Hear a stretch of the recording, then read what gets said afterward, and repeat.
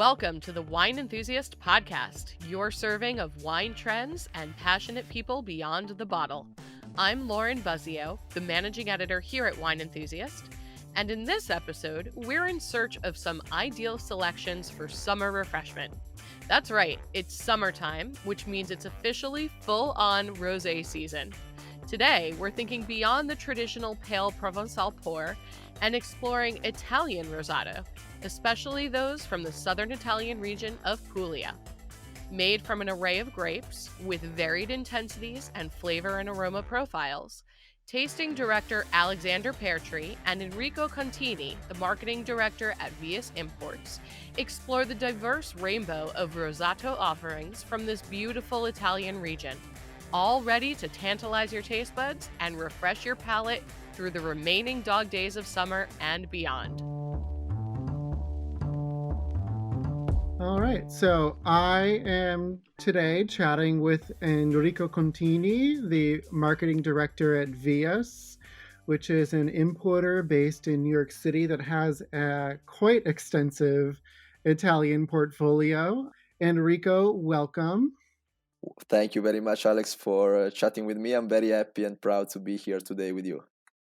Wonderful. So the reason why I wanted to chat with Enrico is because I wanted to get his take on a category that I think is growing, is becoming more and more popular, not only in Italy, but it's becoming more recognized here in the States. And that category is rosé or rosato. And one of the regions that is becoming a key player in that style is Puglia. And Correct. so, yeah, and for people who are unfamiliar with Puglia, it's a region in southern Italy. And if you look on a map, it's essentially the heel of the boot on the East Coast.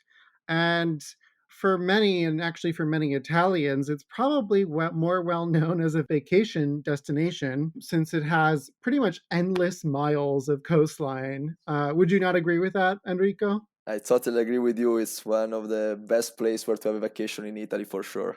But I think you might also agree with me on this. It is also a region that grows an incredible array of produce, from olives to wheat to legumes. It grows an amazing assortment of food, and that also includes an amazing assortment of wine grapes. That's right. Yeah, so I think if Americans were to know one thing about Puglia, they probably would already know about one of the main grapes, Primitivo, which is related to the American Zinfandel. But there's so much more beyond Primitivo, and actually, there's this grape that I think is one of the key stars in Rosato production in Puglia that deserves a lot more attention. And so that grape is Negromaru, which I think actually and this might be a good segment for you to talk about because of your tie with the winery Leone de Castris, which is in the Vias portfolio, has a wonderful Negromaru based rosé.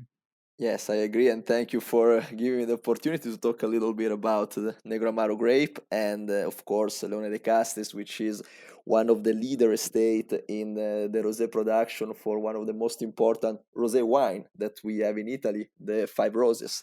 So Negroamaro, it's actually a grape that is composed by two words, negro and amaro. So in the past, people usually refers to Negroamaro because of the color black, negro in Italian, and the word amaro was erroneously and mistakenly considered as a bitter, which it's the actual meaning of the word, but nowadays we understand that the word amaro comes from the Greek mavro, so it's the word that stands for black in Greek. So the negro amaro word is just a word that explains that the grapes it's black and dark in both words. So it's not just black and bitter, as people used to say and used to conceive. Now they understand that it's black and black from the Greek origin. So it's even darker than what we expect. And this is the color of the berries that makes this name of the grapes, which is very, very, very dark. This grape is usually planted in Puglia. We find it in Puglia very commonly, but we also have some Negromaru in Basilicata and Campania too. And we believe there is a Greek import in Puglia that was colonized by the Greeks around the 7th century before Christ. So it's a grapes that has been for a very, very long time in Puglia. The wines that are coming from Negroamaro are wines that usually are very structured, ideal for, let's say, a long-term aging. So it's a grape that is a very abundant output, and it tolerates hot climates, drought. So it's very, suitable for the Pulian terroir. And the great characteristic is that it's not losing any acidity. So despite the fact that it's like getting a lot of maturation, the acidity is still there, and that makes the wine very ideal for long-term aging and as well for rosé production. So it doesn't drop acidity easily, even it grows in like very warm condition. Yeah, and so the grape itself is pretty at home on the Salento Peninsula, which is that area that juts out into the sea, which is relatively flat. But there's a constant sea breeze. There's a constant breeze coming off of the ocean that helps moderate the temperature, and that coupled with the fact that Negro Amaro maintains bright acidity even in the warm temperatures is one of the reasons why it's an astounding wine for rosé rosato production. And so rosé in Puglia is nothing new. While people might think it's like a new fad, it's actually been going on for quite a while. So why don't you give us a little insight on essentially how long it's been going on in Puglia? Rosé for Puglia is a very, very long tradition. As I was mentioning, Leone de Castris was the very first winery in Puglia that bottled rosé wine. And this wine was called Five Roses, and was bottled in 1943, right after World War II. Wow. So we're talking about a very long and ancient tradition. Actually, it's a great story. I mean, the wine was bottled for the U.S. Army. Actually, the General Charles Poletti, which was the supply officer of the Allied force that was looking for some wine. He tried the Leone de Castris Rosé. He fell in love with it, and he asked the winery to bottle it right after the World War II finished. And he was able also to import some bottle and bring it to the U.S. market. So it was a great story for a time in which the wine production was just at the beginning, like right after the World War II.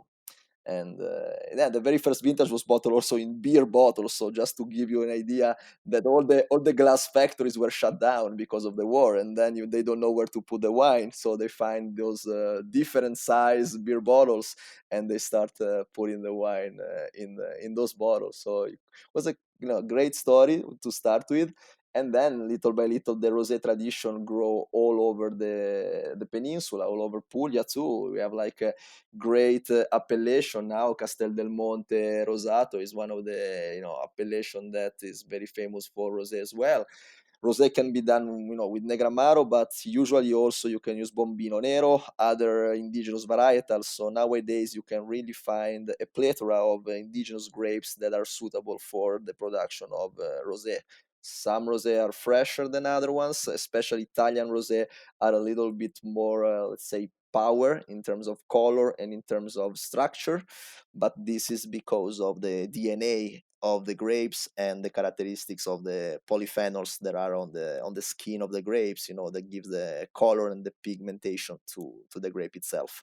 Absolutely. And so going back to that that topic of how Italian Rosato or even how Pulian Rosato is different than what you might find elsewhere for say French rosé maybe. Obviously the grapes themselves to make these wines are quite different than what you would find in France, and the result is something a little bit darker, a little bit heavier, and even actually, if it's not quite darker, there is a little bit more of that tannin extraction or polyphenol extraction that's giving a little bit more roundness and weight to rosés. And I do find that a lot with the Negromaru rosés. I do find that they are definitely heavier than a Provence style of rosé, and there's absolutely nothing wrong with that. I mean, people have been so accustomed to those really, really pale,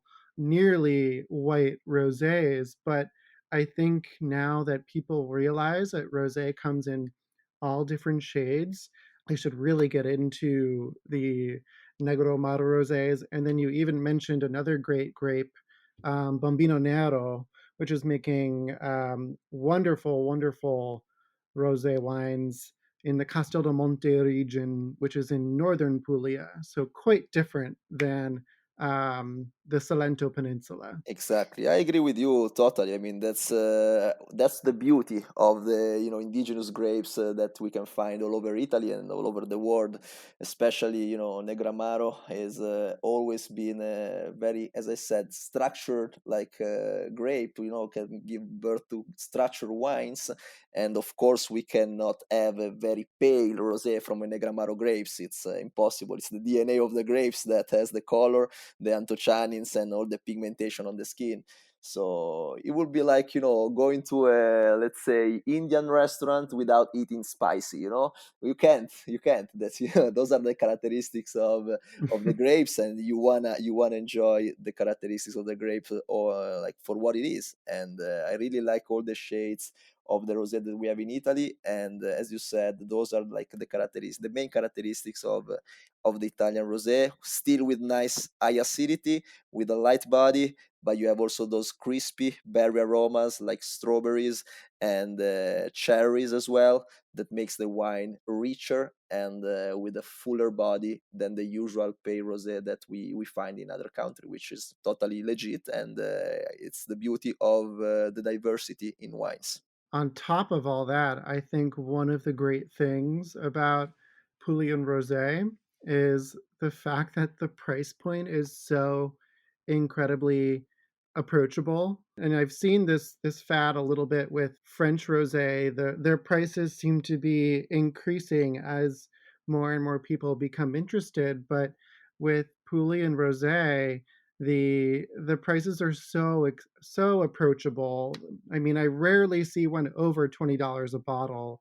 And if they are, I mean, they're not much over $20. I mean, the Leone de Castries, I think, is a great example of that, the Five Roses, but there's also wonderful bottles from estates like Tenute de Rubino, Masseria Livelli, Castello Monach. Like, there's so many things that are available to Americans, and there's really no reason to not get them because they're so well priced. I agree. I agree. The price point is very affordable, and with $20, you have a great value wine. And especially, you can try many, many different, varietal of rosé. One day you can try a rosé with Negramaro, another day with Bombino Nero, another day maybe you can get a Primitivo rosé. So all of these opportunities to find different grapes that can make a different shade of rosé is also something unique that you discover with time what you like the best, and then you stick with it. But at least you have the opportunity to try things that are completely new and not the same known varietal that you used to drink in the for like dinner or lunch or aperitivo time. Yeah, and the beauty of this region is that Negramaro, it's never been such a monovarietal wine. So usually you blend it with other indigenous varietal from Italy, like Malvasia for example. So you always try to the wineries try to always to find the right balance for the rosé. So when you have a grape that is very, like, say, powerful in structure and has a lot of tannins, they want to smooth the tannins with another filler in the blend that can smooth the body and help the aromatic compounds to come up. And that's the role, for example, of the Malvasia and in the Negramaro blend for the Five Roses, the Rosato that we were talking about. But also in many Rosato that we have in Puglia, you can find 90% Negramaro and a 10% Malvasia Nera, which is a very usual blend for rosé. And the same for Primitivo and Bombino Nero. Bombino Nero usually is another filler for rosé blend, so you can also find 90% Negramaro and 10% Bombino Nero, which gives this crispiness and with delicatesse to the body. So you know it's very interesting to experiment and find new different rosé wines depending on the region and on the area that we are living in Puglia or in other Italian regions. Absolutely, yeah. So let's talk actually about another of the major grapes in Puglia, which we touched on before, Primitivo. And so many people are probably more familiar with Primitivo as a red wine. It's made mostly in the Salento Peninsula and is prominently grown in Manduria, where it makes Primitivo di Manduria, which are these really, really big, heavy red wines. But um, on the Salento Peninsula, it also makes some really quite delicious rosé wines. And for me, these wines tend to be, comparing it to Negromaru Bombino Nero, these wines tend to be a little bit more powerful, with also maintaining a lot of that characteristic spice note that Primitivo has. Um, so, what is your experience with Primitivo as a rosé wine? Yeah, Primitivo is is the iconic indigenous varietal of Puglia. Like Primitivo is planted almost everywhere, and as the name said, Primitivo that means from the Latin word primitivo, so it's first to ripen. Is an early ripening grapes, and is also the first to be picked in Italy. So during the summer season on August, it's the very first grape that has been picked during the harvest. So that's why you really need to be careful with Primitivo because it's a grape that accumulates sugar easily. It's a very sensitive grapes, and so you just want to make sure that you provide with the right high sugar concentration, but not too much in order to have in control the alcohol level of the wine that you're gonna do with your Primitivo.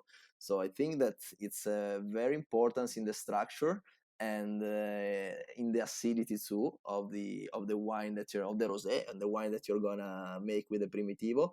But you also need a little bit of softening for this grape that otherwise it's sometimes too strong. So you really need to be careful during the winemaking process and also during the harvest. Like when you are in the vineyards, you need to make sure that the grapes didn't get too much ripening, and it needs also some aromatic compounds.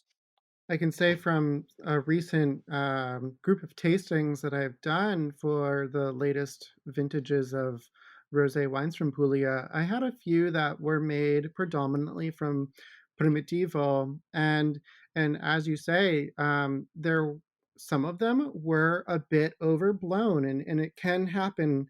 It can just be like a few degrees of alcohol difference between one that is really well balanced and one that where you can actually notice the alcohol.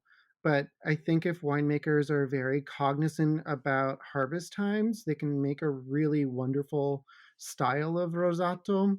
And two that come to my mind are actually one is a great co op from the Manduria region called Produttori di Manduria. And they make this really richly colored rosé wine called Aka. It has like a really pretty picture of coral on it, and the name Aka references a actual type of coral. So it's really pretty. And then another one, another rosato that I enjoy from Primitivo is from the estate Pietroventosa, which is actually an estate in northern Puglia in the Murgia region, which is quite different than the Salento Peninsula, much higher in elevation, and they make a really elegant rosato. Yeah, there are like now many producers that are doing elegant Rosato with Primitivo. You mentioned them. There are also Gioia del Colle, Nicola Chiaromonte, or Gianfranco Fino, Racemi. Those are like all great names together with, of course, Leone De Castris that we represent.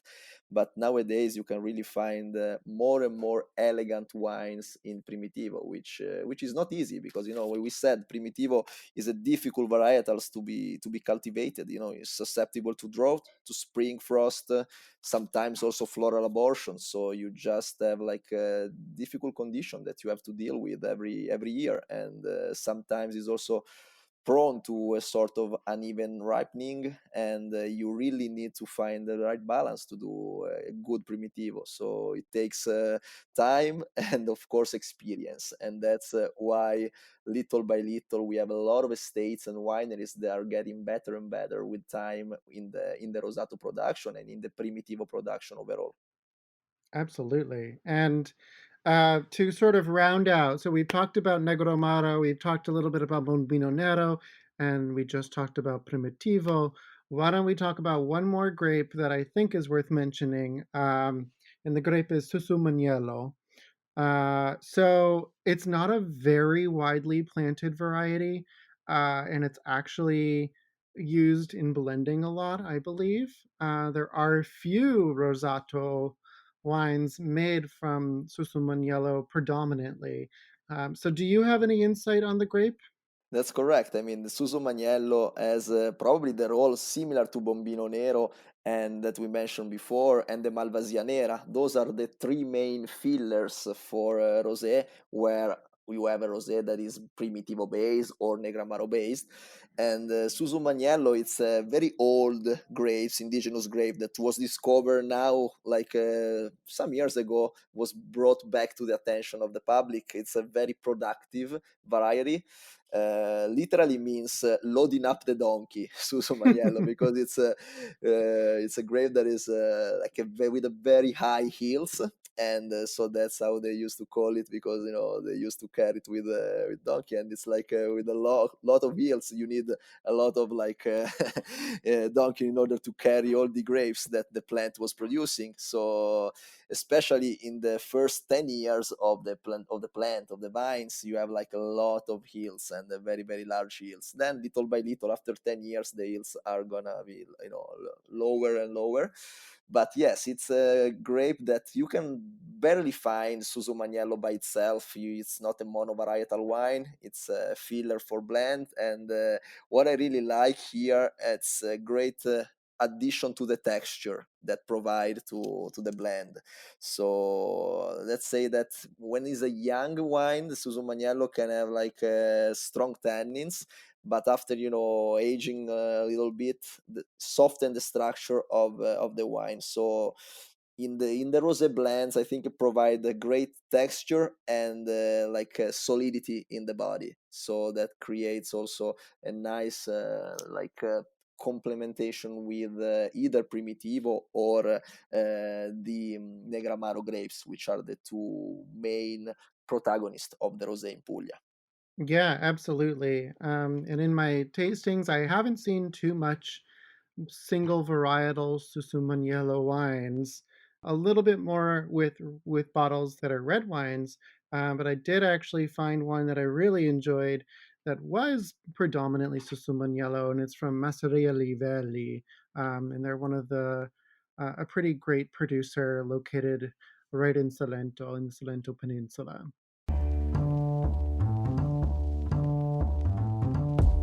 Need a break from the news? We're very excited to tell you about an all-new podcast from our partner site, Thirsty Nest, the first wine and spirits registry for the modern couple. This podcast is called Can I Buy You a Drink? And on it, founder Jackie Strum will interview wine and wedding industry up-and-comers about their very own meet-cute stories and their path to finding the one. It's a dreamy break from all the scary headlines that will warm your cold, cold heart. So check out Can I Buy You a Drink? From the Thirsty Nest team on Apple Podcasts, Stitcher, or any other podcast platform you prefer.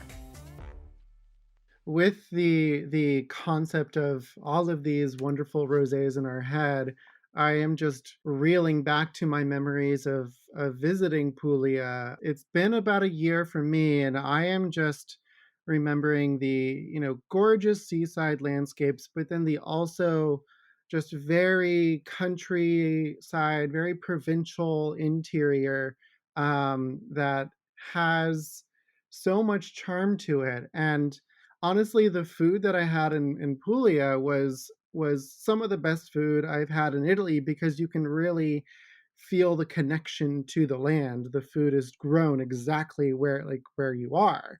So all of these cuisines that are from Puglia actually pair perfectly with the Rosato wines that are made from it. And so I have to ask, what do you like to drink with a Pulian Rosato?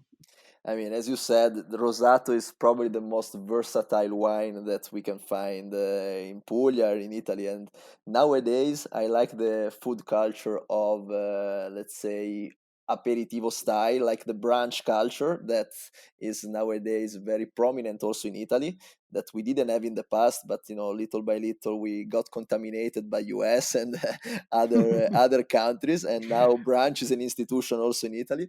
You're welcome. So so thanks to the contamination and let's say the brunch culture that we have now in Italy, we used to pair it with many aperitivo style dishes. I can mention some of them, like bruschetta with tomato confit, or like sun-dried tomatoes.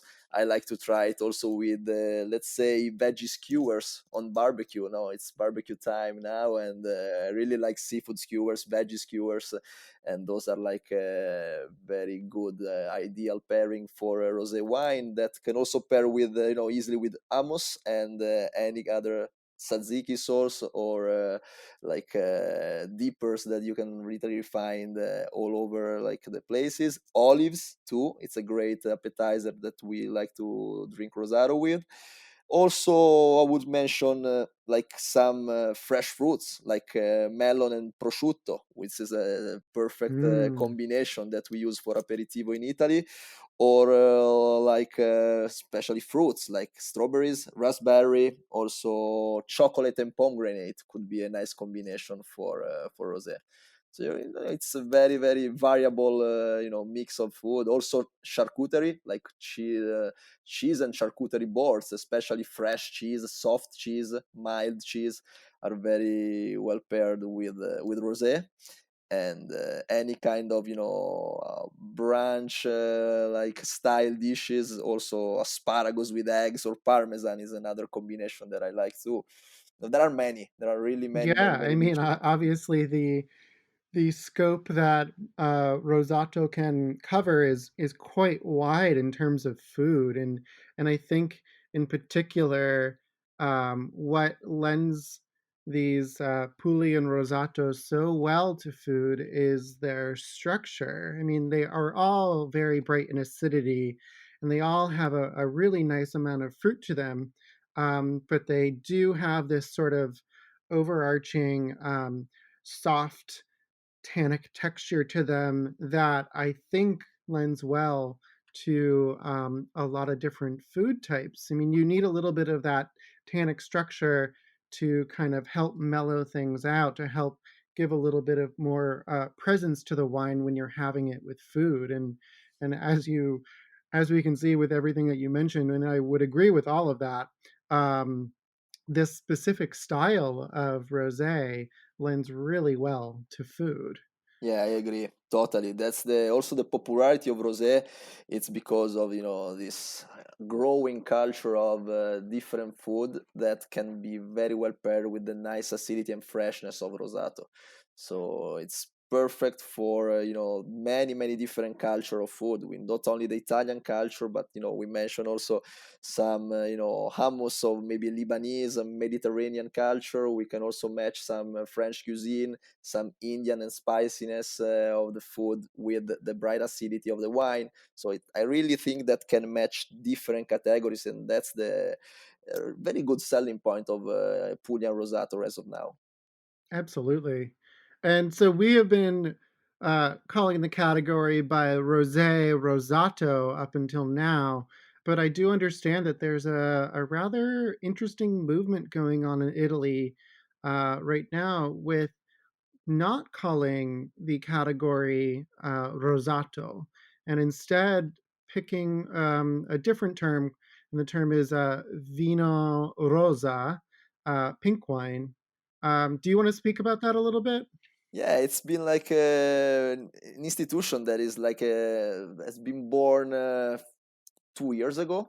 And this Istituto del Vino Rosa, as you call it, it's basically an association, a consorzio that has been created by 6 other Rosato consortio all over Italy, and they want to just share the best practice for each different terroir and defend the tradition of the specific winemaking culture in the rosé production, and they want to make sure that also the market understand the different, as you said, the different shades of rosé and the different um product that are in the big like rosé category. So they wanted to create a sort of let's say program in which they can educate the market all over the world about the unique characteristics of this single terroirs of Italy. So the rosé from Puglia, which is different from the rosé that we can find in Abruzzo, different from the rosé that we can find maybe in the Chiaretto area. So they come up with this name, Vino Rosa, because they want to put this wine together with the red and the white wine at the same level of importance. They don't want to create a wine that's called maybe Rosato, which is something that is an adjective, it's not a noun. So they want to have like the pink wine stands out together with the white wine and the red wine. So there now this movement is calling Vino Rosa, and they want to provide more and more education of the Italian rosé to the market, and it's been very very important in developing at least some knowledge and some guidelines to understand what are the different rosato style that we made in Italy. As I mentioned, Cerasuolo d'Abruzzo, as you know, there is still another big part of the rosé tradition in Italy, the Bardolino Chiaretto, Valtenesi Chiaretto also, and the Castel del Monte Bombino in Puglia, the Salice Salentino Rosato, and the Cirò Rosato in Calabria. Those 6 consortia are the ones that wanted to create this awareness of the Italian rosé all over the world. And it's a very interesting framing actually, because I think also the concept behind renaming it or reclaiming Vino Rosa is is signifying that Rosato and rosé wines are not, they're not a byproduct of red wine. They are their own thing. The grapes are in many cases grown specifically for Rosato rosé production. And and I think that concept is not entirely well known, at least here in the United States. People still have this conception that rosé wines are essentially blush wines, where they're a blend of red, finished red and white wine, or they're byproducts of red wine production, which can be the case sometimes, but there are so many examples of that go counter to that, where they are made in a specific style and grown with the sole intent of being a rosé wine. Exactly, that's exactly the meaning of the Istituto del Vino Rosa. They just want to give the same dignity to the Italian rosa wine together with the white and the red, so that is not like consider uh, like a B-side product. Yeah, something that is like not in the real category of wine, as you said perfectly. And I think it's quite telling that there are two. You mentioned two regions in Puglia that are a part of this, and I think it just goes to show that Rosato rosé production in Puglia is quite important in Italy, and it's one of the regions that is bringing about some of the best quality rosé, and honestly some of the best priced rosé. Totally. They are the main region are of course Salice Salentino, which is the one next to Lecce and is part of the one of the first DOC that was created in Puglia, and the other one is the Castel del Monte Bombino Nero and Bombino Nero Rosato, which is another great category of rosé. Of course, Salice Salentino Rosato is made out of Negromaru for the majority of the blend, and then the Castel del Monte Bombino Rosato instead will have like more Bombino Nero in the blend. But it's very important the different taste, but not only the structure of the wine. So you can really find many different characteristics between the two wines that we discovered today in those two regions. Absolutely, yeah. Obviously, there's understanding in Italy concerning wine. I would say that possibly the general Italian might know more than the general American about wine. But concerning the rosé category, what do you think are some differences between the perception of rosé in Italy, rosé drinking in Italy versus rosé drinking in the United States? Rosé drinking in Italy has been always a tradition, especially in those part of the country where the rosé is a kind of religion. As we mentioned some area in Puglia, but also I previously mentioned the Cerasuolo d'Abruzzo and the Bardolino Chiaretto. Those are area in Italy that where rosé was born, and rosé became a category itself. So we already have the awareness of rosé in specific region that are making this wine as a primary wine. There's no like white or red that are more important than the rosé in certain area. So the difference, I think, it's this kind of awareness of rosé as a category itself, as a category that can stand out pretty much like a white or an important red wine as well. And it's a wine that has been also very popular nowadays because of the versatility, and it's very easy to be drank, especially during summer and during any kind of occasion. So it's an everyday wine, and people loves nowadays having an everyday wine with without even a big meal to be paired with. You want a wine that you can enjoy without being like forced to cook something. You just want a wine that you can enjoy itself, or with like a small bites, some fruits, some like small bites appetizer. And that's why rosé is becoming so popular. So I think that the awareness is just because the cultural side of Italy, where rosé is becoming more and more a category itself, and it's not just a wine that you can use when you don't have a white or a red to drink. Absolutely, yeah. And so, Enrico, I think we have covered so much ground. We have talked about so many things, and so thank you so much for taking the time to talk to me about Puglia and Rosato, but also the rosé category as a whole in Italy. I think it's a really important thing for our listeners to grasp and understand and learn more about the category. So thank you. No, thank you for having me, and I hope that everybody will enjoy more and more the rosé Italian category, or Vino Rosa, which is now becoming the new phenomenon. Absolutely. Thank you so much. Thank you. Thanks for listening to this episode of the Wine Enthusiast podcast. After listening to Alex and Enrico, I'm totally ready to pop a stunning Puglian Rosato, or Vino Rosa, pair it with some fresh Mediterranean-inspired food, and enjoy it all al fresco right now. From popular Primitivo to exciting Bombino Nero and Negromaru-based selections, there's so much to taste and explore in this exciting, enticing, and affordable category of wines.